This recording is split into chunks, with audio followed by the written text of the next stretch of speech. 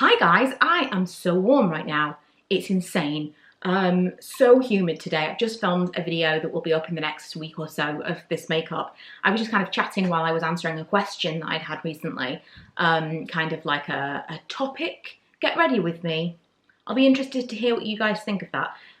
But I actually used some of the products, actually all of the products I think, that I'm going to show you in this video today. So we're going to talk about 5 budget beauty products that I have enjoyed during lockdown.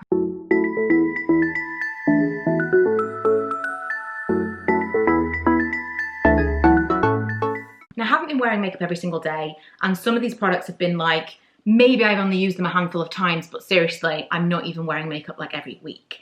I'm pretty much putting on makeup when I film a video like this, and maybe if I go out at the weekend, maybe, but we're still very much in lockdown as I film this, and so it's been very, very few and far between the times that I've actually put on foundation, geez, let alone lipstick. So I'm going to kick off with a base, and this I've been really enjoying because my skin has been kind of a little bit funny. It's been kind of dehydrated, a little bit kind of dry when I put on a foundation for the first time, because maybe I feel like I'm being really diligent with my skincare, but I do also realise I'm not cleansing as well at night because I'm not wearing makeup. So maybe I'm like missing that flannel action.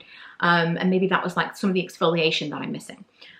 So when I put on a foundation, sometimes it will be kind of falling into areas that I don't like. And this has been really nice for that. This is the MUA Pro Base Softening Facial Oil Stick. It's literally a solid oil. And bear in mind, it's very, very warm right now. I kind of worried with products like this that they might melt. And this has not melted. This is no softer than it was when it was cold outside.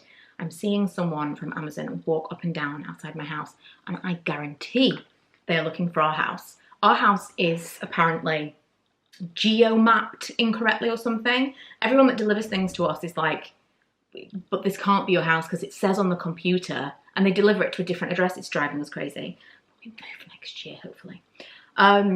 So yeah, really, really enjoy that. And if you are dry, especially, I think you'll really enjoy it. But I'm oily and occasionally dehydrated, and I still really like it as well. I also kind of feel like when you are oily, if you apply a facial oil, not necessarily underneath makeup, but if you are kind of diligent with facial oils, your skin doesn't produce as much oil because you're already putting oil onto your face. This is kind of a layman's explanation of things that I've read and watched other people who are actually experts and know what they're talking about have said. If you strip all the oil from your skin, then your skin ends up overproducing oil and you'll make more oil. It's just like an absolute oxymoron, really. But if you put oil on oily skin, it quite likes it. So I've been really enjoying that, and I think it's just made base products apply that much more nicely. Another thing I've liked, and I've liked this for like, when I'm not wearing anything else, is the Instant Age Rewind Eraser. I don't know what this is called. It was called something different in the US than it was in the UK.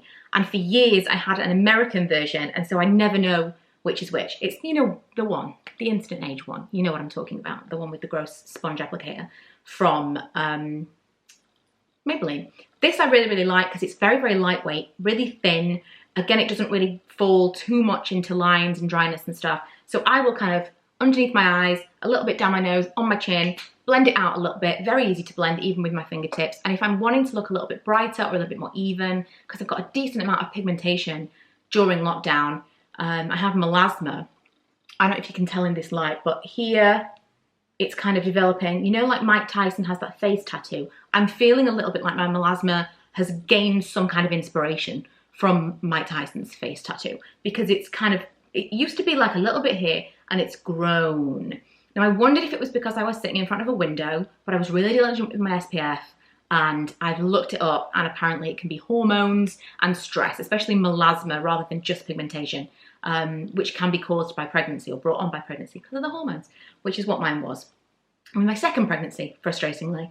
So it is what it is, you know. At some point I may get it like removed or dealt with or lasered or whatever.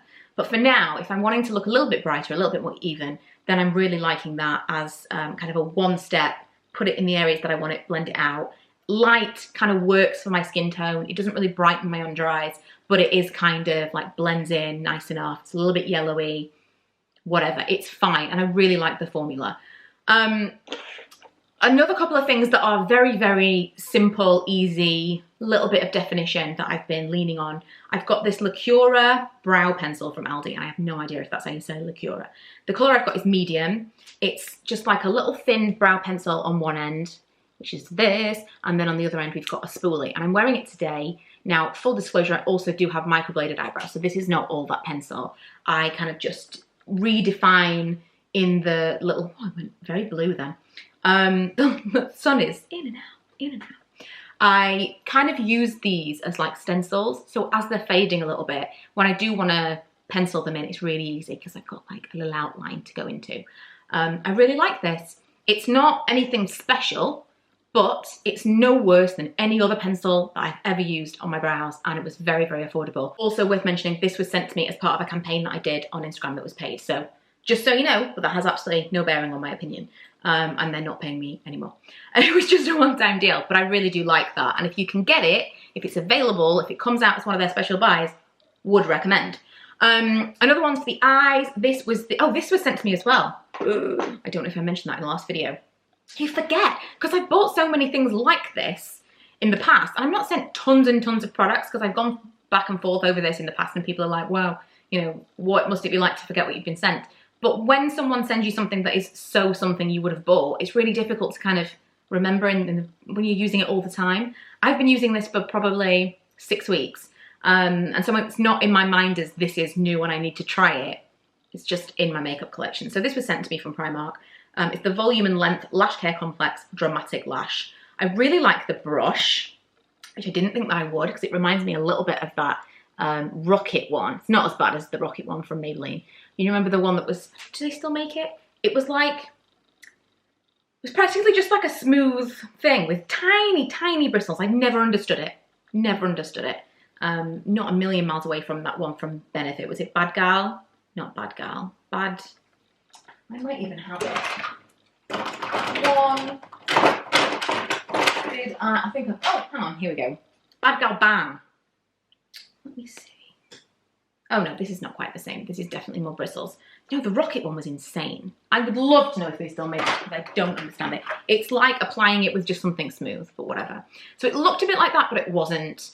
And it gives me kind of feathery, defined, lengthened lashes without any, it's not a lot of oomph to it, but it's definitely just something. It's really pretty and quite natural. And especially since I'm not wearing a lot of makeup right now, I might do a little bit of the concealer, maybe a little bit in the brows, this on my lashes and like a lip gloss or something, and it really perks me up without it looking like I'm wearing a lot of makeup. It's not very heavy, so it's perfect for like my current lockdown makeup. Now I'm pretty much wearing that right now. I've got on some bronzer and I have on some lip liner, which was, I think it was Mascara from H&M. I don't know if you can still get it, but I really did like that colour.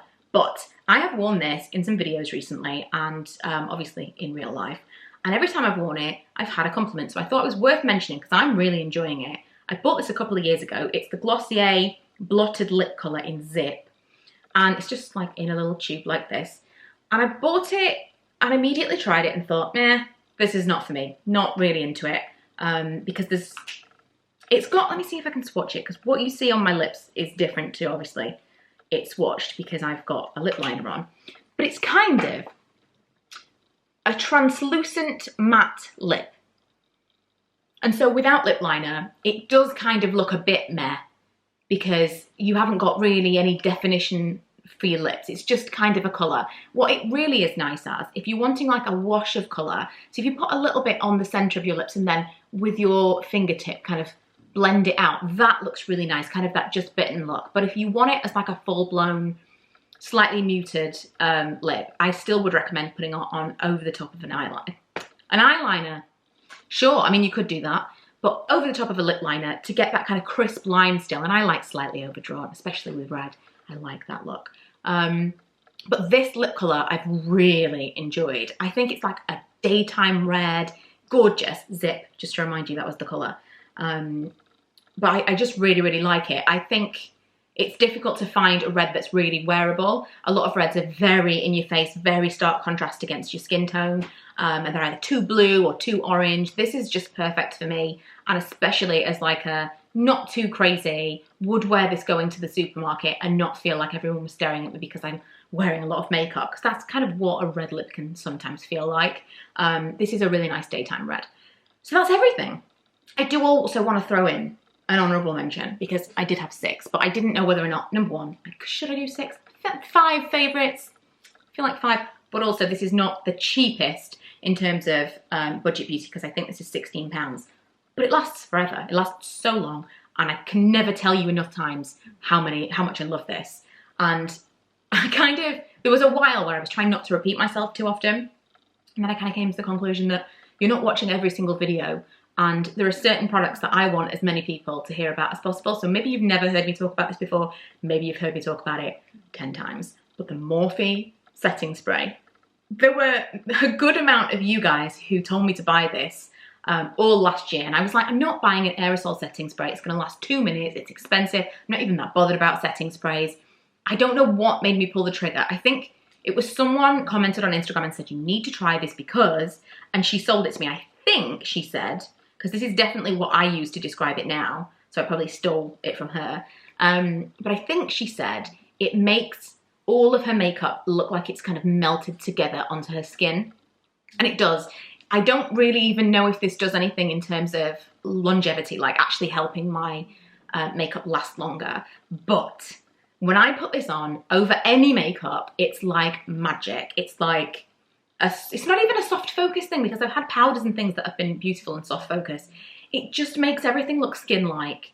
Obviously setting sprays are really nice for if you've over powdered, and it's kind of bring all of that down and make it look a bit more natural. But something about this, it gives a slight dewiness without it being too crazy, because I am oily and I'm not a massive fan of dewy products, but a slight something, and it's just really, really beautiful. And I think that if you find it difficult to work with foundations, especially if you're kind of like on the like slightly older side, I'm kind of coming up to mid-30s, and that's not old by any means, but I'm talking in makeup terms, things start to be very, very different from 30 plus in my experience.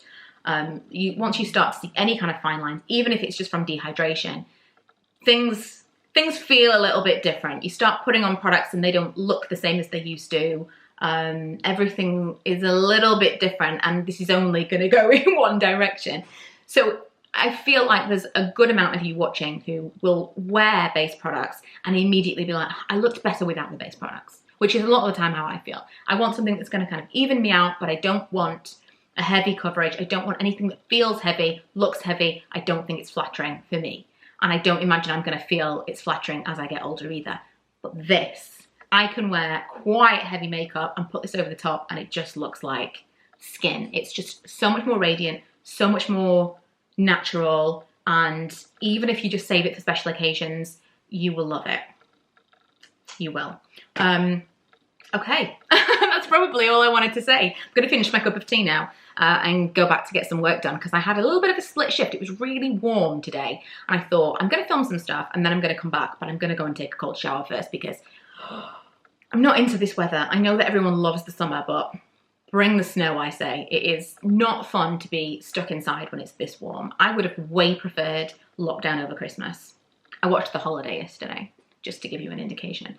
But yeah, thank you so much for watching. If you haven't already, don't forget to subscribe. I make lots of videos about budget beauty. I make lots of videos about shopping. I make lots of videos now about my personal budget, trying to save money, and kind of where I'm spending my money. Because although we do shopping videos, we don't always do hauls. We don't always actually spend any money. It's just kind of like a hobby. I like to walk around the shops. I like to see what there is, but you don't always have to buy anything. And I'm kind of becoming a lot more budget conscious in recent years than I used to be. I'm a lot more mindful that everything that comes into the house has to maybe serve a purpose, or something else has to leave in order to make space for it, especially because I know we'll be moving next year. Number one, I want to save money for that move, and number two, I know anything that comes into the house is going to have to be boxed up and taken with us, so I've got to really love that thing. So if you think that that's for you, if that's something that you would be interested in, don't forget to subscribe, and I will see you guys next time.